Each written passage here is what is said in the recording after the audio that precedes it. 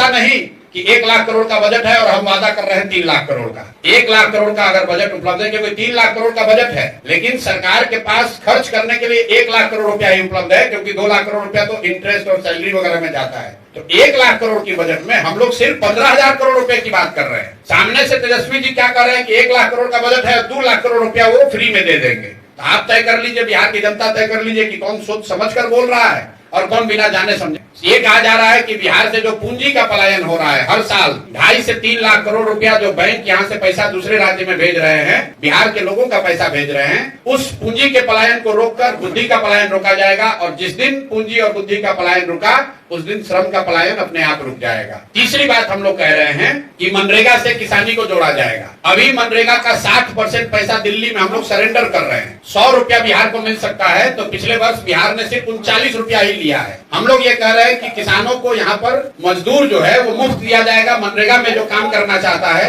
वो खेतों में काम करे, किसानों के साथ मिलकर काम करे, उससे मनरेगा का यूटिलाइजेशन बढ़ेगा, भ्रष्टाचार रुकेगा और बड़े पैमाने पर कृषक बेहतर खेती कर पाएंगे, खासकर नगदी फसलों की खेती कर पाएंगे। चौथी बात हम लोगों ने कही कि यहाँ घर घर रोजी रोजगार हो, उसके लिए 4% के ब्याज पर सरकारी गारंटी पर लोन मिलेगा।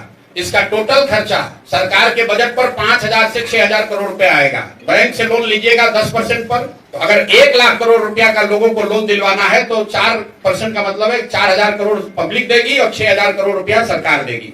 तो 6,000 करोड़ रुपया के बजट में प्रावधान से लोगों को 1 लाख करोड़ रुपए का ऋण एडिशनल मिलने लगेगा। और अंतिम बात जो फ्री भी हम लोग कह रहे हैं, सिर्फ एक चीज वो कह रहे हैं कि 60 साल से ज्यादा उम्र के लोग जिनको अभी 400 रुपया मिल रहा है, उनको हम लोग 2,000 रुपया देंगे, विधवा और दिव्यांग इंक्लूडेड। और इसका पूरा खर्चा करीब करीब 12,000 करोड़ रुपया साल का आएगा। तो जो हम लोग की जन स्वराज की पूरी योजना है, इसमें बजट को देखकर सिर्फ 15 से 18,000 करोड़ रुपए ही हम लोग कह रहे हैं कि इन योजनाओं पर लोगों को पैसा देने में खर्च होगा।